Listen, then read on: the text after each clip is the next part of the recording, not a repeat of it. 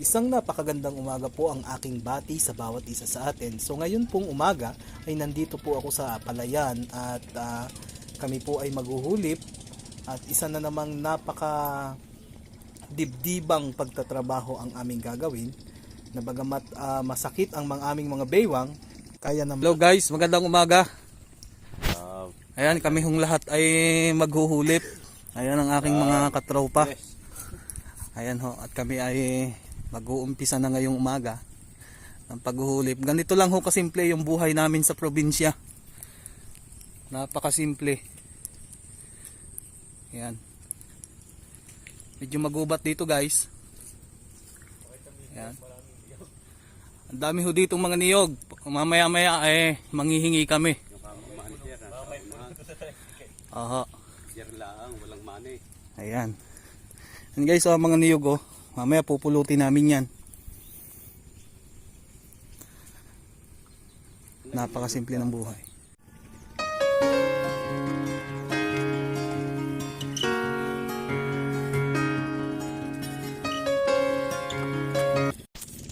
Hello guys, ito po yung aming ginagawang paghuhulip. Kaya lang ay medyo mawalang tubig kaya medyo mahirap siyang lagyan ng palay. Ayan. Tapos tinatanggal natin po namin ang ang mga damo katulad po nito. Ayan. Inaalis na po namin kasi pag lumago pa ito po yung magiging problema sa palay. Kaya kailangan tanggalin po yan. Tapos tatapakan na lang. Ibabaon sa putik. Ang ganda guys ng palay oh. Oh, grabe po ang ganda ng palay. Ayan. Kasama na po dito yung pagtatanggal ng ng putik, ng putik ng damo. Ayan. Siya guys oh. Tapos yung mga walang tanim, lalagyan natin ito, palay. Tataniman ulit natin ng panibago. Ayan. Doon din tayo kukuha sa mga katabi niya. Kaya lang ingat-ingat sa pagbunot kasi medyo malutong yung palay dahil medyo maedad na yung palay Ayan guys oh.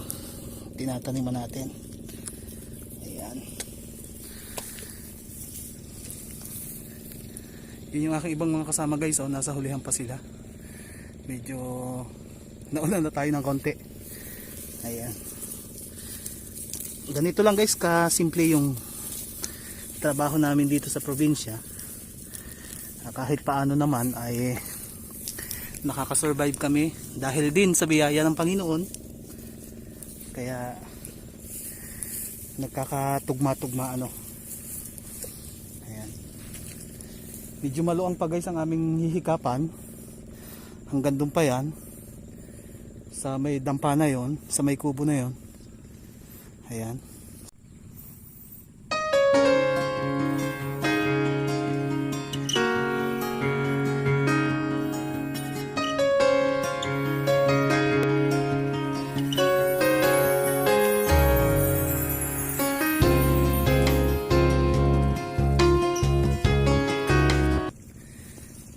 Hanggang dito na lang po guys. Marami pong salamat. God bless.